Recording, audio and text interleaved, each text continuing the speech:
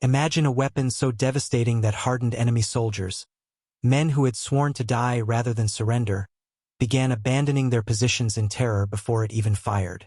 A machine that turned the deadliest tactic in the Pacific War, the Banzai charge, into a suicide mission so hopeless that even fanatical warriors refused to attempt it.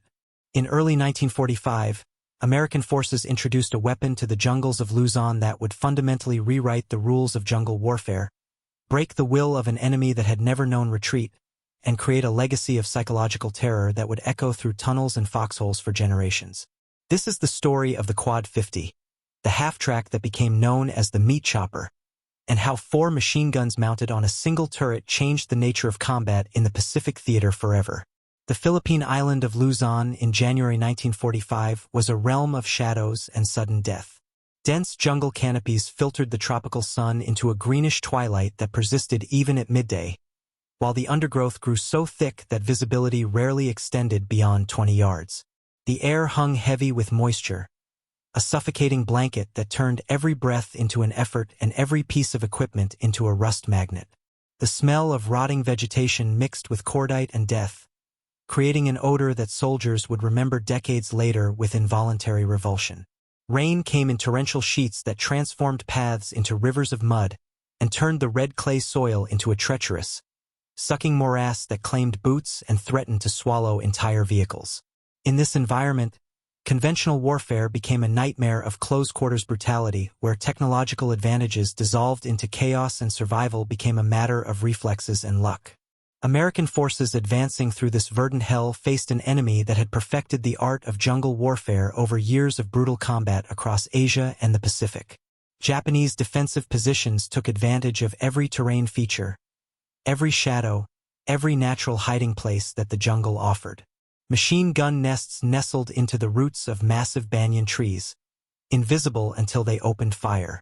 Snipers tied themselves into the upper canopy, becoming one with the foliage, waiting with infinite patience for a target to present itself. Spider holes, individual fighting positions barely large enough for a single soldier, dotted the jungle floor, their occupants lying in wait to strike at passing patrols from behind.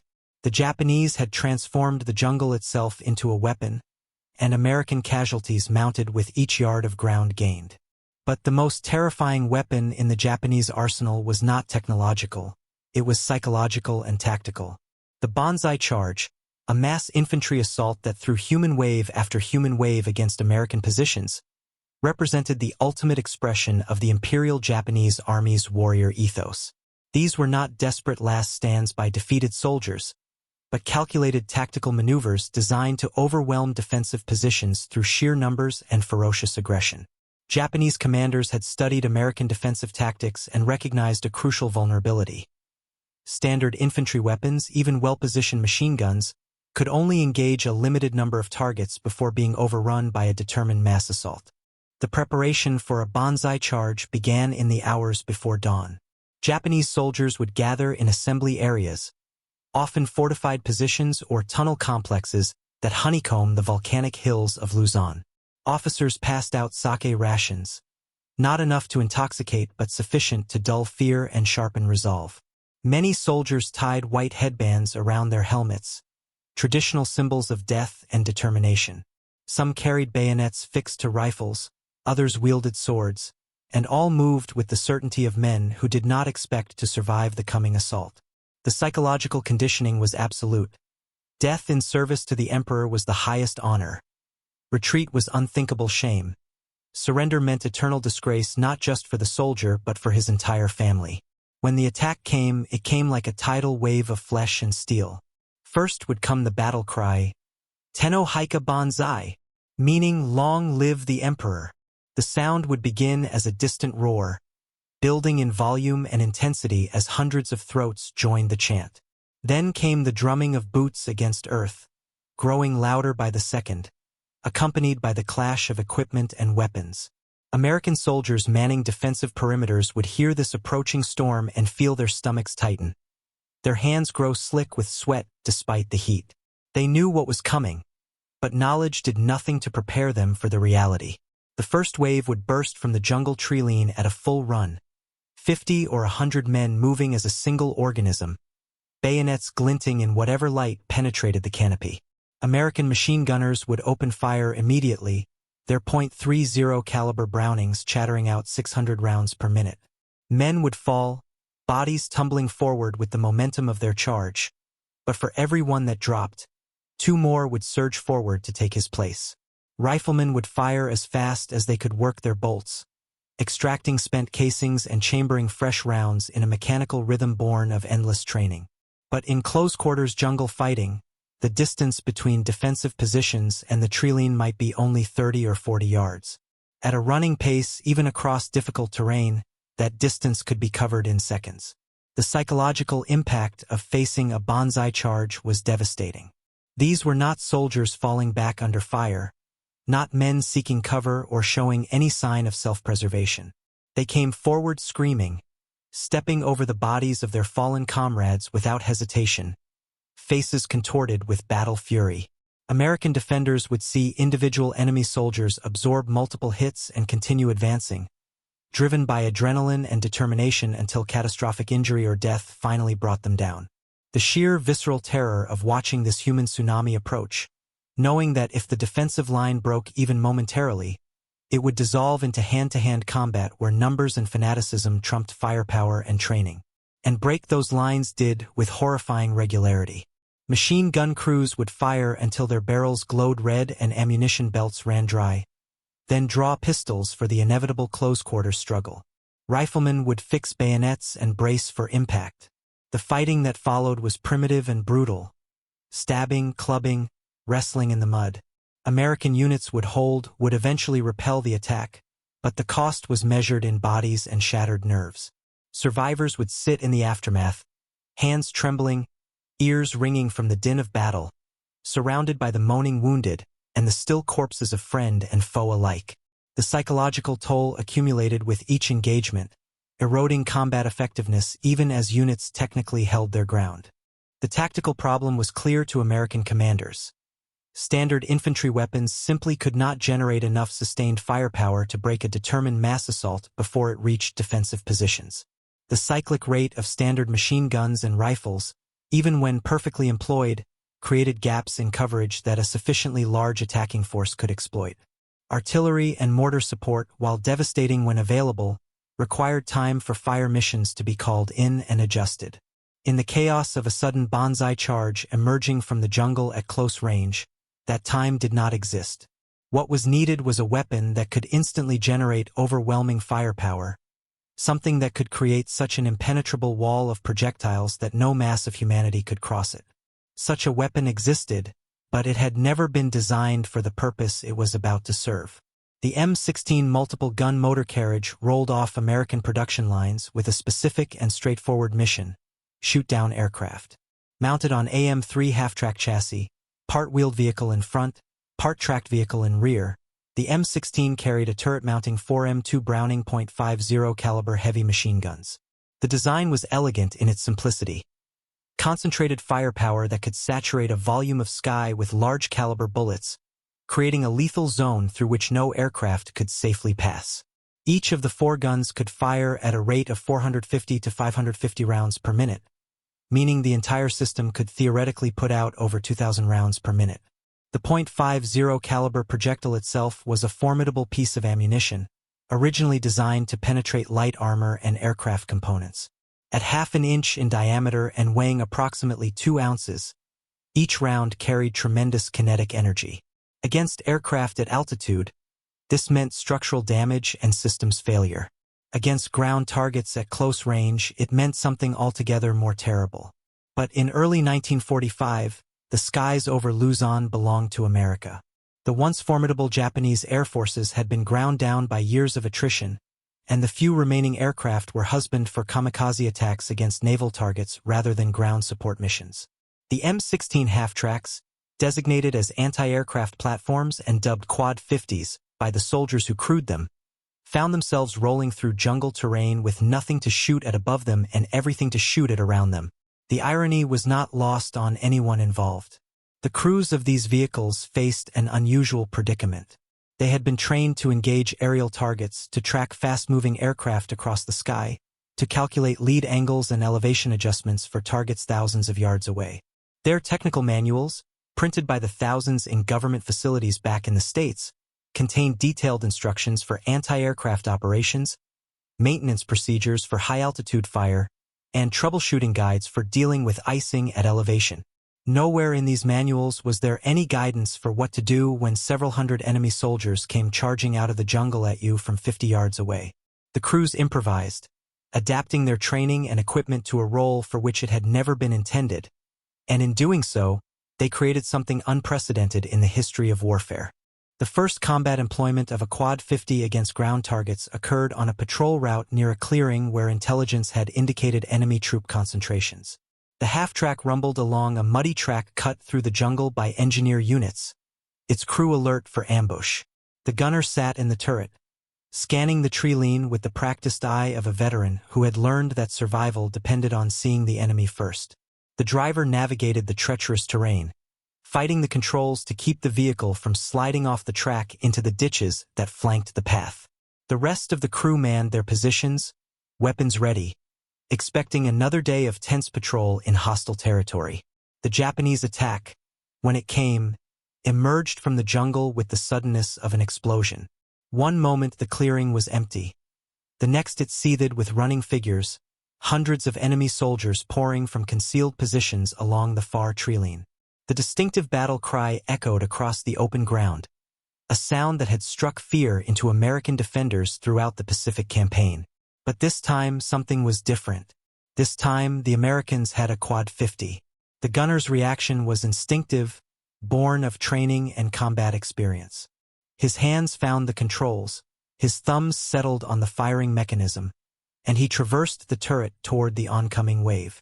The split second of decision that follows initial contact, fight or flight, engage or evade, resolved itself instantly. He pressed the triggers.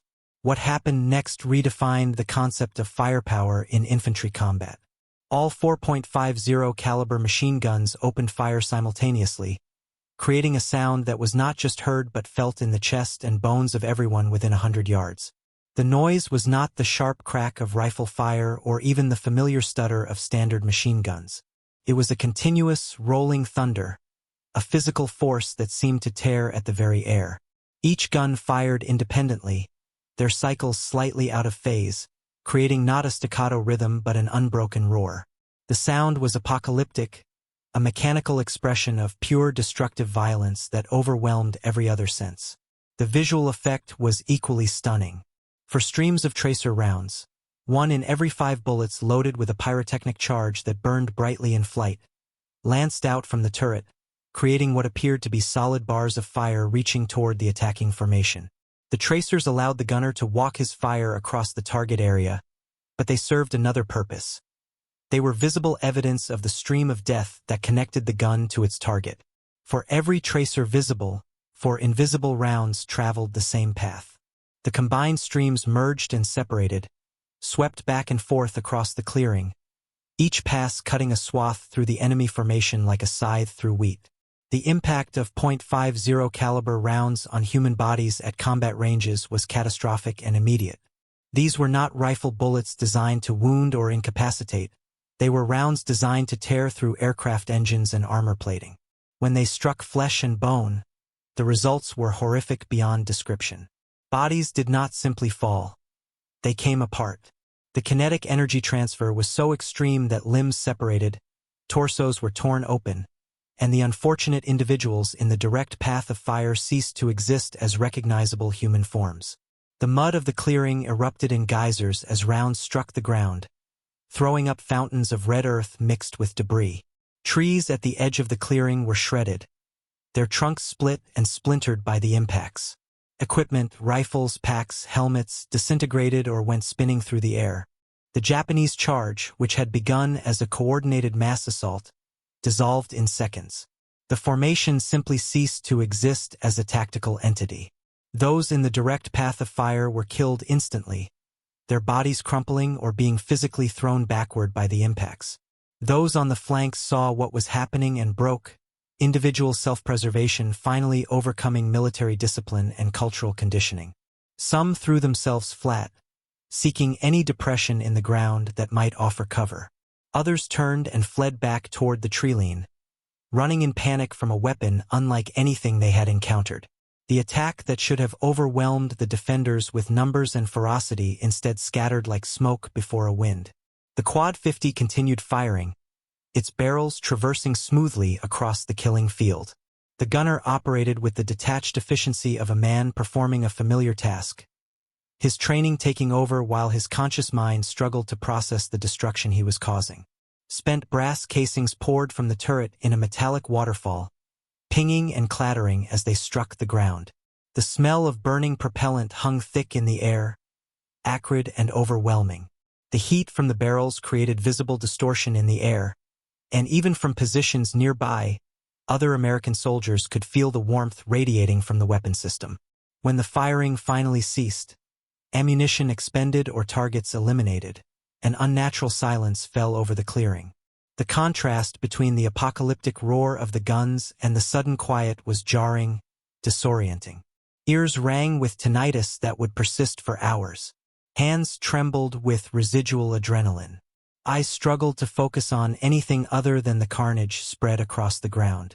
The clearing, which minutes before had been merely another patch of trampled earth in the endless Philippine jungle, had been transformed into something else entirely. A killing ground of such efficiency and brutality that it would haunt the memories of everyone who witnessed it. The psychological impact of this engagement rippled outward through both armies with the speed of rumor and the force of revelation. American soldiers who had not been present at the first Quad-50 engagement heard about it within hours. The stories spread through companies and battalions with the embellishments and exaggerations typical of combat narratives. But the core truth remained undeniable. A single vehicle with 4 machine guns had annihilated an enemy formation that would have required an entire infantry company to defeat with conventional weapons. The relief was palpable. Men who had faced Banzai charges before, who carried the psychological scars of those close-quarters bloodbaths, suddenly felt something they had not experienced in months.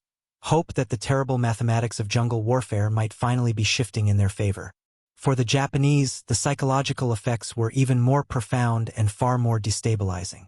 Survivors of the first Quad-50 engagement returned to their units with accounts that seemed impossible, exaggerated by fear and trauma into tales of supernatural destruction. They spoke of a continuous sheet of bullets, a wall of fire that nothing could penetrate or survive. They described the sound as mountain thunder, comparing it to the volcanic eruptions that occasionally shook the Philippine Islands. These accounts spread through the tunnel complexes and cave systems where Japanese forces sheltered, passed from unit to unit, growing in the telling but losing none of their essential terror.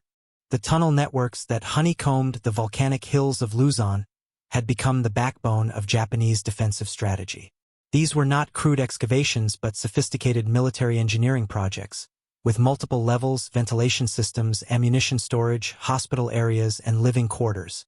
Some complexes could house hundreds of soldiers, offering protection from artillery bombardment and aerial attack while providing concealed routes for counterattacks and reinforcement. The Japanese had intended to use these positions to bleed American forces white, forcing them into protracted close-quarters fighting where technological advantages meant nothing and casualties mounted inexorably. But now, in the darkness of these underground labyrinths, soldiers whispered about the mountain thunder weapon. Fear, that most corrosive of emotions, began to eat away at the iron discipline that had sustained Japanese forces through years of combat. Men who had sworn to die for the emperor found themselves unable to sleep, starting at every distant sound, wondering if that rumble was artillery or the approach of the terrible 4-gun machine. Officers tried to maintain morale with speeches about honor and duty, but their words rang hollow in the face of accounts from soldiers who had seen entire attack formations destroyed in seconds. The tactical evolution of Quad-50 employment accelerated as commanders recognized the potential of the weapon system. These half-tracks began appearing at the front of American advances, positioned to provide immediate fire support wherever Japanese positions were encountered. The psychological effect of their mere presence was notable. Japanese soldiers observing American movements would report back that the thunder weapon was in position, and defensive plans would be hastily revised. The weapon that had been designed to defend against aerial attack had become the spearpoint of ground offensives. When American forces encountered fortified hills or cave complexes that could not be easily bypassed, the Quad-50s rolled forward to provide direct fire support. The gunners would elevate their barrels, aiming into cave mouths and tunnel entrances, then open fire. The effects were devastating in multiple ways. The .50 caliber rounds would penetrate deep into tunnels, ricocheting off stone walls and creating a storm of fragmentation and spalling rock inside the confined spaces. Stored ammunition would detonate, creating secondary explosions that would collapse tunnel sections. Fires would start, consuming supplies and filling tunnels with smoke that drove defenders deeper into the complexes or forced them to evacuate entirely. The noise inside the tunnels was unimaginable. The sound of impacts amplified and echoed by the stone walls, creating a cacophony that made communication impossible and rational thought difficult. Cave entrances would be systematically destroyed, the concentrated fire collapsing rock faces and sealing exits. Defenders trapped inside faced impossible choices: remain underground without supplies or communication and eventually suffocate or starve, or attempt to evacuate through the few remaining exits where American forces waited to cut them down. Positions that had been designed to withstand weeks or months of siege warfare were being neutralized in days or hours. The psychological pressure on the defenders was immense.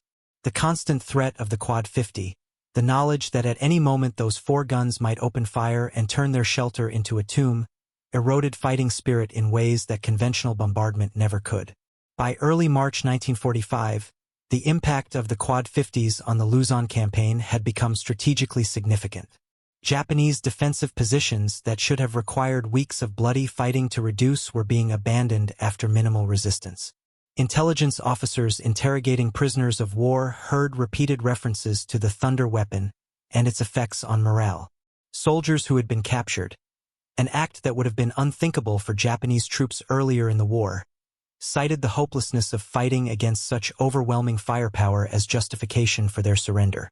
The cultural and military conditioning that had made Japanese soldiers among the most formidable opponents in military history was cracking under the psychological pressure of facing a weapon that made traditional infantry tactics not just obsolete but suicidal. The Banzai charge, that terrifying tactic that had cost so many American lives throughout the Pacific Campaign, had become a death sentence rather than a viable military maneuver. Japanese commanders who attempted to organize mass assaults found their soldiers increasingly reluctant to leave their defensive positions. The mathematics of warfare had shifted fundamentally. Where once a Banzai charge had represented a calculated risk, trading Japanese lives for American casualties at a rate that might wear down the enemy's will to continue, now it represented certain annihilation with no corresponding enemy losses. Even the most fanatical troops could recognize futility when it presented itself so starkly. The historical significance of this development extended far beyond the tactical level. The introduction of the Quad-50 into jungle warfare represented a fundamental shift in the nature of infantry combat in the Pacific theater. For the Quad-50 changed that calculus completely. It brought overwhelming, immediate firepower to the small unit level in a way that no previous weapon system had achieved.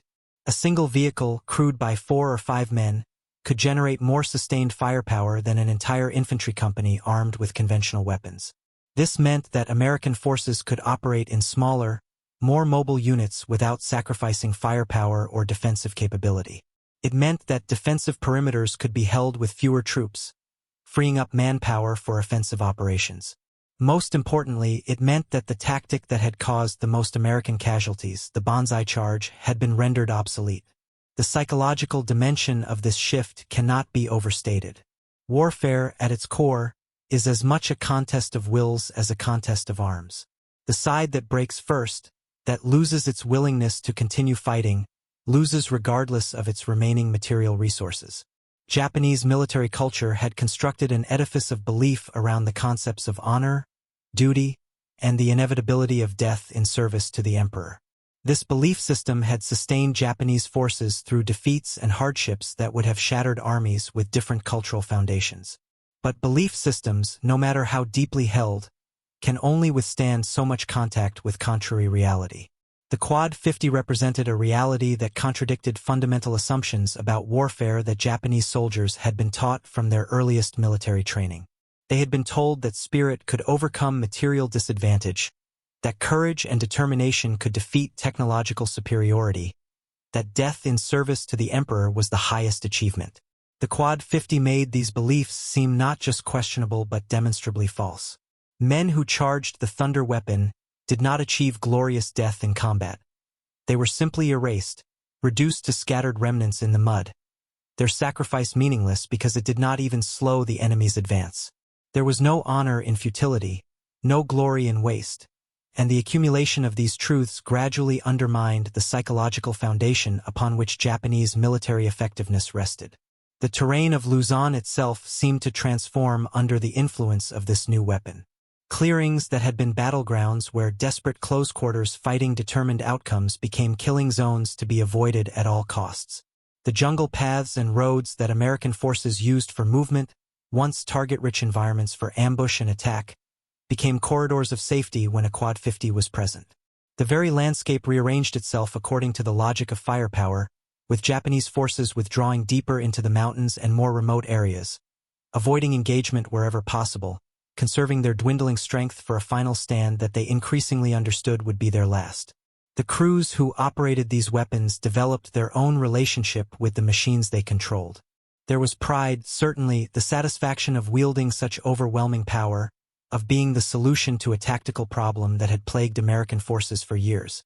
But there was also a kind of psychological detachment that combat veterans would recognize, a necessary emotional distance from the effects of their actions. The men who pulled the triggers and watched the tracer streams reach out to tear through enemy formations had to construct mental barriers between the mechanical act of operating the weapon and the human consequences of that operation. Some succeeded in maintaining these barriers throughout their service. Others would spend decades after the war wrestling with memories of destruction they had caused, regardless of its military necessity or moral justification. The maintenance crews who kept the Quad-50s operational developed an almost superstitious respect for the weapons. These were not simple systems that could tolerate neglect or casual maintenance. For heavy machine guns, firing simultaneously generated tremendous heat and stress on mechanical components. Barrels had to be regularly inspected for wear, firing mechanisms cleaned and lubricated, ammunition feed systems checked for reliability. A malfunction in combat could be fatal not just for the crew but for the infantry units depending on the Quad-50 for fire support. The mechanics worked long hours, often through the night, ensuring that these critical weapons would function when needed. They took pride in their work while understanding the grim significance of their task. They were maintaining machines designed for killing, and their skill directly translated to effectiveness in that purpose. As the Luzon campaign progressed through March and into April, the cumulative effects of the Quad-50's introduction became increasingly apparent. Japanese defensive lines that should have required weeks to penetrate were collapsing in days. Strong points that should have demanded costly frontal assaults were being abandoned without contact. American casualties, while still significant, were notably lower than pre-invasion estimates had predicted. Intelligence analysts comparing casualty rates from earlier Pacific campaigns to current operations noted the discrepancy and began investigating the causes. The Quad-50 repeatedly appeared in after-action reports as a decisive factor in engagements, a weapon that had changed the tactical and psychological dynamics of combat. The broader strategic implications extended beyond Luzon and even beyond the Philippines. American military planners were already preparing for the invasion of the Japanese home islands, operations that promised to be the bloodiest fighting of the entire war. The lessons learned on Luzon, particularly regarding the effectiveness of the Quad-50 against mass infantry tactics, would inform planning for these future operations. Requisitions were placed for additional M16 vehicles. Training programs were expanded, and tactical doctrines were revised to incorporate the concentrated fire capabilities of multiple gun systems. The weapon that had begun as an improvised adaptation of an anti-aircraft platform was becoming a formal element of American infantry tactics. For the Japanese forces still fighting in the hills and mountains of Luzon, the situation had become hopeless in ways that extended beyond mere military defeat. Cut off from reinforcement and resupply, lacking air support or naval backup, they faced an enemy with growing confidence and overwhelming material superiority. The psychological refuge that had sustained them, the belief that courage and sacrifice could still influence outcomes, that death in battle served a greater purpose, had been eroded by repeated encounters with weapons like the Quad-50. The tunnel complexes that had been fortresses became prisons. The defensive positions that had been points of strength became traps. The ideology that had motivated extraordinary acts of bravery and endurance now demanded pointless sacrifice from men who increasingly understood that their deaths would accomplish nothing. The final weeks of organized resistance on Luzon saw a phenomenon that would have been unthinkable earlier in the war: mass surrenders of Japanese forces. Entire units, sometimes hundreds of men, would emerge from tunnel complexes with white flags, choosing capitulation over annihilation. The cultural shame associated with surrender remained, but survival instinct proved stronger than indoctrination when the alternative was certain death without purpose. American forces, prepared for fanatical resistance to the last man, found themselves accepting the surrender of soldiers who months before would have chosen death in any form over capture. The psychological legacy of the Quad-50 would persist long after the last shots were fired on Luzon. For American veterans, the weapon represented vindication and relief, proof that superior firepower could overcome even the most determined enemy, that the terrible casualties of earlier campaigns had not been inevitable. Men who had faced Banzai charges and survived to tell about it would remember the sound of the Quad-50 with something approaching affection, the memory of that thunderous roar associated with safety and salvation rather than destruction and death. For Japanese survivors, the memories were darker and more complex. The Mountain Thunder weapon had shattered not just military formations but the entire psychological framework within which they had understood warfare and sacrifice. The shame of defeat was compounded by the realization that their training, their beliefs, and their willingness to die had all proven insufficient against an enemy who could bring such overwhelming force to bear. Some would spend the rest of their lives trying to reconcile their experiences with the military culture that had shaped them. Others would reject that culture entirely, seeing in their survival despite surrender a repudiation of the ideology that had demanded their deaths. The clearing where the first Quad-50 engaged enemy forces remained, like thousands of other battle sites across the Pacific, unmarked and forgotten by history. The jungle reclaimed the ground within months, vegetation growing over the torn earth, vines covering the shattered trees, monsoon rains washing away the physical evidence of what had occurred there. But the significance of that moment persisted in military doctrine, in tactical manuals, in the memories of men who had been present and in the stories they passed down to subsequent generations. A weapon designed for one purpose had been adapted to another, and in that adaptation had changed the nature of warfare in ways its designers never imagined. The story of the Quad-50 in the Philippines is more than a tale of technological superiority or firepower advantage. It is a study in adaptation, in the human capacity to find new uses for existing tools when necessity demands. It is an examination of the psychological dimensions of warfare, the ways in which morale and belief can be as decisive as ammunition and armor. It is a reminder that in combat, the weapon that inspires the most terror is often not the one that kills the most efficiently, but the one that most thoroughly destroys the enemy's will to continue fighting. The Quad-50 accomplished both, and in doing so helped bring the Pacific War closer to its conclusion while writing its own unique chapter in the history of military innovation. The thunder that echoed through the jungles of Luzon in early 1945 was not just the sound of 4 machine guns firing in concert. It was the sound of tactical paradigms shifting, of psychological barriers breaking, of one era of warfare ending and another beginning. Those who heard it, whether they were behind the guns or in front of them, knew instinctively that they were experiencing something unprecedented, a moment when the nature of combat changed in ways that would resonate far beyond the immediate battlefield. The Quad-50 had arrived, and nothing would ever be quite the same. If you've made it this far, thank you for watching. The story of the Quad-50 is one of those incredible moments in military history where innovation, necessity, and raw firepower converged to change everything. If this video captured your imagination, I'd really appreciate it if you could hit that subscribe button. There are so many more untold stories from history that deserve to be heard, and I'm committed to bringing them to you with the same depth and detail you've just experienced. Please take a moment to like this video.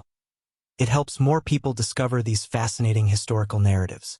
And I'm genuinely curious about your thoughts.